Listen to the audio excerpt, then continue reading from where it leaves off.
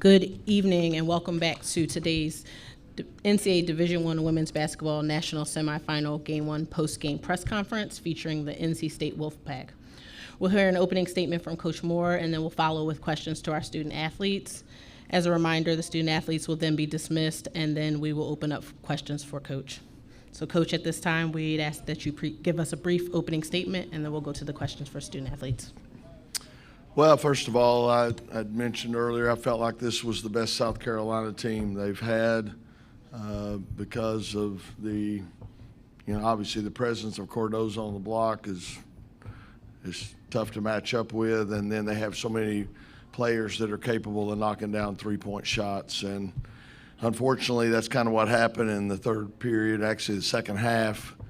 We got outscored 44-20 in the paint, so start of the third quarter, we didn't do a really good job in our man-to-man of defending pick on the ball and rotating and things like that. So we tried to go zone and probably should have got out of it quicker. But again, give them credit. Third quarter, we got outscored 29-6, and that was the ball game. So, but again, tip your hat to them. I think they hit 6 out of 10 threes and in the second half, and again, were really hurting us in the paint. So, got a great team, and again, we've had an unbelievable season. I'm proud of these young ladies, the run we've been on. It just stinks to end it this way, but I'm sure after we've had a little bit of time away from it and can reflect, we'll have a lot to be proud of. At this time, we'll open it up for questions for our student athletes. As a reminder, for those in the room, please raise your hand and we'll get the microphones to you from our microphone. We'll start with Mitchell, we'll go to Lindsay, and then we'll work our way over. Yeah, Mitchell Northam, North Carolina Public Radio. For either of the players, Coach mentioned that the third quarter was kind of changed the game. The first half was so competitive. What was the big difference in the third quarter? We'll start with Aziaha. Like you said, the first half was very competitive. I just felt like in the third quarter we didn't come out in the locker room how we were supposed to come out in the locker room. I felt like we could have fought harder. I felt like we hung our heads and got into our heads mentally. As a leader, I want to fault myself because I could have helped. I could have said more up there, but at the end of the day, I'm still proud of my team. I want to pick any other girls to play with. Like Coach Moore said, everybody doubted us and we made it here, so I'm just so proud of them. And River, do you have any additional to add? Yeah, she touched it. We could have come out in the third quarter stronger. When our offense isn't flowing, we really have to lock in on defense and get stops, and that usually translates and fuels our on defense, and then it usually translates and fuels our offense. So, and yeah, just keeping our heads up and picking each other up and keeping our energy, that's when we play our best. We'll stay to our right, Lindsay. Lindsay Gibbs with Power Plays. Aziaha, when you left the court, looked like you and Coach had a moment. Can you share? Do you want to share what was said in that moment and what you were feeling? He was just letting me know what I could have done on that last play when I got my shot block. So it was just a coach to player moment at that time. No matter what the score was, he still is going to be a coach at the end of the 40 minutes always. We're going to move to our left. Rob McLean with Inside Pack Sports for both players. Obviously, the close loss at Va Tech and then the close loss to Notre Dame and Greensboro, they were almost titles. How did y'all rebound and get to the Final Four from that, and how proud of you are the fact that you at least hung that banner? We'll start with River. Honestly, I think we used the doubts and being underestimated as motivation. Playing Notre Dame in the ACC Championship, losing to Virginia Tech twice, just using that as motivation, watching the film, fixing what we can fix, and just moving on to the next play, the next game, has benefited us. Likewise, I feel like River said everything, but the difference between those games and this games, I feel like we didn't move to the next play. I feel like every mistake we made, we hung our head and not look forward to the next play, and we're definitely going to look at film and we're definitely going to fix that. Aaron Farrar, NC State's technician. You both now have a few years under your belt with NC State. How has this run and this team felt different than any other years you've had in the past with the Pack? I've been here for 3 years, and I see a major difference on this team. You know, I feel like it's a player-led team. We stick together on and off the court. You see the joy, you see the enjoyment, you see the chemistry that we have. You know, it's never a dull moment between these girls. You know, they're not just my teammates. These are my sisters. Like, I'm gonna like keep this. Sorry. I'm gonna keep this memory forever. So yeah, I love these group of girls forever. Like, these are my sisters, and I'm so proud of them. How much hard we worked to get here. Like, we left everything on the court each game, and I'm so grateful to have them. I'm so grateful to have Coach Moore. Yeah. Want to stay to our left? There we are. Brian Purtle with Pack Pride. Just in the final minute there, even with the score almost final, Wolfpack fans, you have the Wolf Pack chant right towards the end there. What does it say about the culture that this program has, that they were sticking up and making themselves heard to the very end? Was that question for both? Yes. Okay, we'll start with River. Yeah, Wolfpack Nation has followed us across the country. Their support is unmatched. Their love is unmatched. I couldn't ask for a better support system, fans. Yeah. Yeah, like Wolfpack Nation is like no other. Like, it's not just the crowd. It's like they're our family. You know, the love that they share with us, and you know, through wins and losses, they always gonna have our backs. We're going to move to our right. Dion, if you could raise your hand so student athletes can see you. Dion Cash, Fox Sports. Congratulations on a great season. In the first quarter, you guys punched first. You hit them in the mouth first. But it seemed like after that, they were kind of able to kind of catch you guys off guard, kind of throw you off guard a little bit. Was it something different they did? And Ms. Baldwin, they had two tremendous bigs inside. You did great, but what was it like battling two of those ladies instead of just one, where they really worked inside with you guys? Yeah, you got to credit the bigs of South Carolina. They do a good job using their physicality. They're big. They keep the ball high. I mean, Cordoso holds the ball above her head, and I can't reach it. So, I mean, you just have to use your body and make them score over you and try to keep them away from the basket as best as you can. But at the end of the day, it's layups. Oh. Did you see anything different in the second quarter going through? First quarter, you seemed like you Yeah. kind of had a flow to the game, but in the second quarter, maybe they changed some stuff, or You know, different? they just punched us in the mouth in the third quarter. I feel like the third quarter really hurt us. I feel like we could have fought harder. You know, it was 6-29, so we can't let that things like that happen to win a championship. So yeah. We'll take our final two questions. We'll go Lindsay, and then we'll come back up to the front row. Lindsay Gibbs with Power Plays. River, you spoke after the games in Raleigh. We spoke about how this team coming here had made you fall back in love with basketball. Can you expand a little bit on that as your college career comes to an end?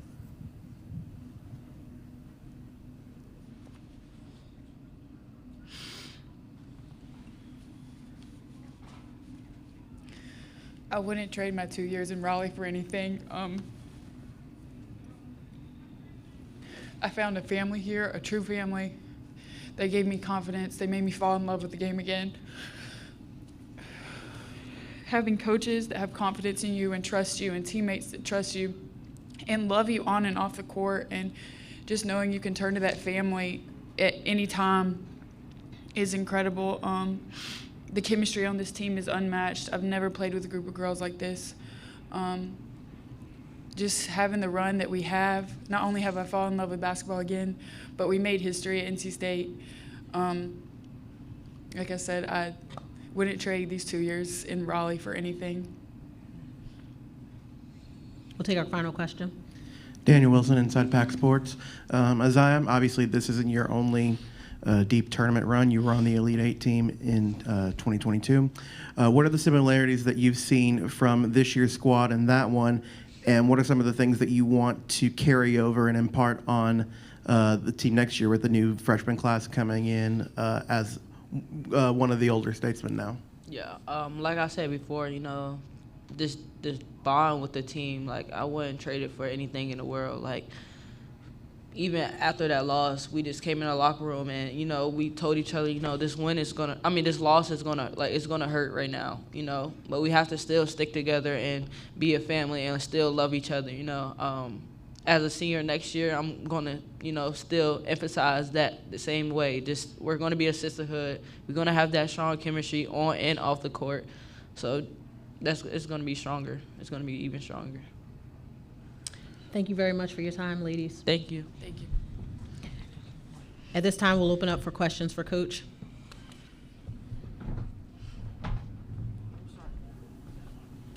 Lindsay, are you raising your hand? We'll start with you. Lindsay Gibbs with Power Plays. Coach, when you hear River talk about her time in this program, what does that mean to you, and what has she meant to NC State? Yeah, gonna be hard to replace. Yeah, I'm just so proud of her. She really had always been kind of almost a role player, and you know, we talked early in the year and told her she was going to have to be somebody that we run things through, and you know, in our system, you got to have somebody that's a consistent scorer down there, and just unbelievable what she was able to do, and how we leaned on her for inside presence on both ends of the floor. And there was times when maybe shot wasn't going down, but I couldn't take her off the court because she did such a great job on the boards. So taking charges, you know, how many post players do you see take as many charges as she has? So I've loved having her. Gonna miss her, but it's a big, you know, right now we're going to be running that donut offense with a big hole in the middle without her. We'll go to Chantel, and then we'll move to Mitchell. Hey Wes, Chantel Jennings with The Athletic. This team is definitely built differently than some of the recent teams that Donna's had in terms of its depth. Can you just give us a sense of the challenges of game planning against and playing against a team where players like Ashlyn Watkins or Mylacia Fulwiley are coming off the bench? Oh, yeah. You know, Watkins had 20 rebounds tonight.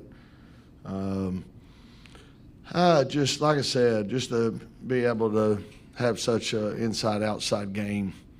You know, there was times, you know, we were trying to maybe double from the weak side on Cardoza, or, you know, maybe dig from the ball side and try to get it out of there. But if she buries you so deep that, you know, even doubling's hard to do. And then when they shoot it like that, I mean, they came into the game with two players shooting 43% from three and one shooting 47% from three. So we knew it was going to be a challenge. You just hope you catch them on a night when maybe they're not shooting well from the perimeter, so that you can give a little more attention to Cardoza. But again, I think it's the best team they've had because of that. So tough matchup. You know, I regret now going to the zone and definitely not getting out of it sooner. But we did. We came out in the third quarter. We just weren't aggressive enough, and that's on me. You know, I don't know what happened, but we were a step slow. We didn't execute pick on the ball defense. When we did try to double Cardoza, the weak side didn't rotate, and they got layups. So again, I should have probably used every timeout I had and tried to get their focus back. But again, they took advantage of it. We'll go to Mitchell. We're going to go to our right-hand side. Yeah, Wes. You know, after that Elite Eight run in 22, you know, you lose four starters. River and Mimi are two of the players ended up transferring in. Last year, you lose four starters.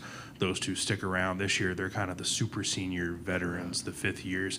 What did they kind of mean, I guess, to sort of lead this team and this new era sort of NC State basketball? Yeah. Yeah, you know, that's the thing.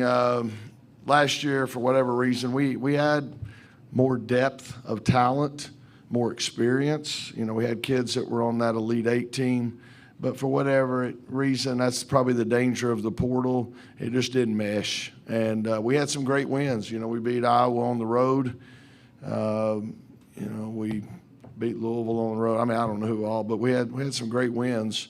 And then down the stretch, we didn't gel. And so, sometimes it's addition by subtraction. We lost some players, and these players knew they were going to be counted on to be leaders, River and Mimi in particular, and some of the others. And, when you put a player in that position, you hope that they step up and grab the bull by the horn, and they did. So a heck of a ride compared to where we started and where we finished.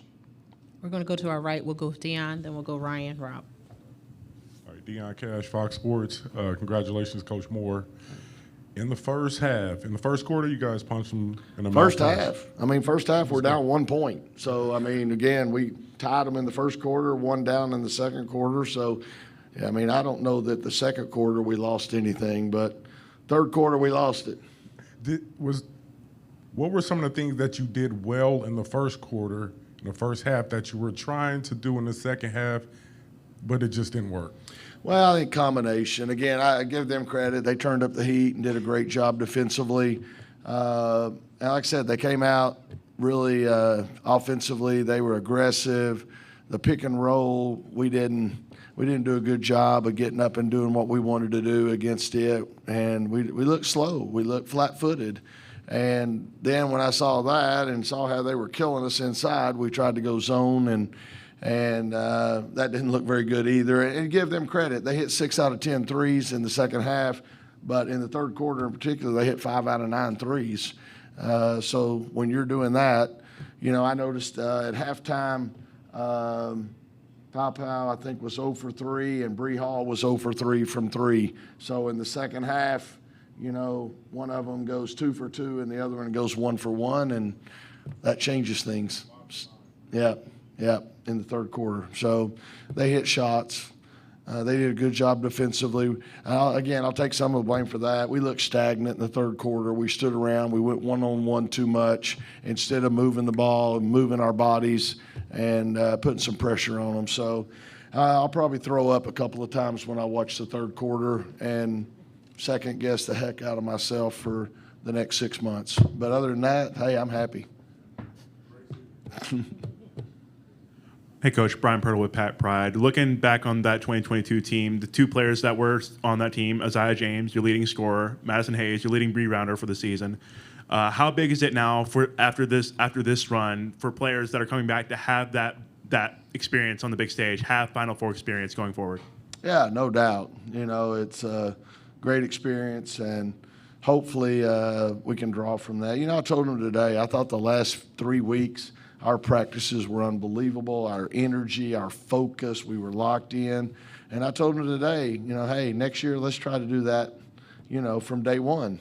But, I agree. It's got to help. And, this has been an unbelievable experience. I've been a head coach 35 years in college, first time ever to be on this stage myself. And it's unbelievable. The NCAA, the committee, Cleveland, the host, all the people that are involved in this have done an unbelievable job of making you feel, well, we're in Cleveland, like rock stars, okay? Hopefully that little guy doesn't come out. But, it's a great experience. And hopefully it makes you hungry to want to get back and take another shot at it. We're going to stay to our left, Coach, with Rob in the center. Rob McLean with Inside Pack Sports. I was kind of reminiscing 10 years ago. I was covering you in the WNIT, and now you're here in the Final Four. You mentioned the team 2 years ago. Players from both of those teams were in the stands supporting y'all. Now you have this banner they're going to hang. This group's going to hang a banner. It'll be there 25 years. Do you sense a camaraderie building, and do you sense there's a momentum and a love that's kind of building it, that's lifting this thing up? Yeah, that's what's pretty neat. When, of course, I was with Coach Yao for, 93 to 95. So I think when you're out of school, now 11 years here, you have players that played for you your first 2 or 3 years, and then you have players that are playing for you now, but they all share that family feeling. And no doubt, it's great to see them here. It's, great for them when they call you, they text you. But definitely, and that really, even before I got here, because when we have Play for K games are special all over the country, but you can imagine how special they are in Raleigh. And we usually have a lot of our former players back. And it's just amazing, again, the connection the players feel from all eras for playing for NC State. And our fans probably have a lot to do with that as well. I'm going to go back to our right with Lindsay. Lindsay Gibbs with Power Plays. Coach, Sanaya had a rough night tonight.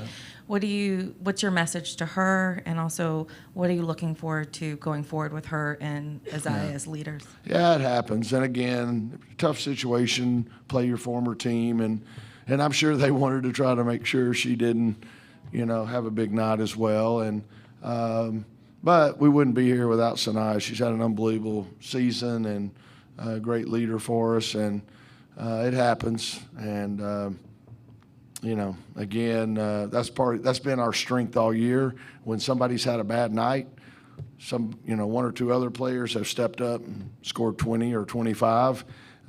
We've had, still had 5 people in double figures. Unfortunately, tonight, we didn't really have a lot of that. But again, bad night to have a bad night. But I give South Carolina a lot of credit for that. Coach, we're going to take a question via Zoom. Joshua Louder, your line is open. You may proceed. Joshua Louder, Television Network. Coach Moore, congratulations on an incredible. Just how does being on this stage make you a better coach and your 35 years of coaching? Yeah. I don't know. I mean, it's right now I don't feel like a very good coach after that butt kicking, but our players, you got to have players. I always say you don't win the Kentucky Derby with a mule. You got to have horses, and our players have just played great, most of the season and most nights, and that's what it's about. I learned that lesson. I've probably given you more than you want, but I learned that lesson really well when I got to UT Chattanooga. And my first year, we won, I think, 10 games. The next year, we won 26. I did the same exact things. We ran the same stuff. We ran practices. We prepared everything the same. We just had a different set of players. So I learned real early, it's about them. It's not about me. So great players. We'll take our final question from the back. Coach, Sean Hearn, Anscape. I'm just curious, what makes coaching against Dawn Staley difficult to either prepare for or over the course of a game adjust to? Yeah, well, again, she's a great coach and she has great players, and that's a tough combination to go up against. Like I said, I think it's the best team. We beat them a few years ago at their place when they had Aaliyah Boston, and we were able to kind of cheat off some people and give more attention to Boston and try to slow her down a little bit. It's hard to do that with that team right there. If you try to help on the post, somebody else is going to make you pay. And, essentially that's what happened. In the first half, what were they? From 3, they were 2 for 9 in the first half, and we're in the game. And then the second half, they're 6 for 10, and here we go. So, but again, great coach, and they got after us defensively, kind of took us out of things we wanted to do maybe, and offensively, fast break points, hadn't even talked about that. We got beat 21-6 off fast break. We talked all week about we can't give up easy points, and that was off fast break and off second chance points off boards. We did a pretty good job on the boards, didn't get it done on the break. So they find your weakness and they exploit it. Thank you again for your time this evening, Coach. Thank you.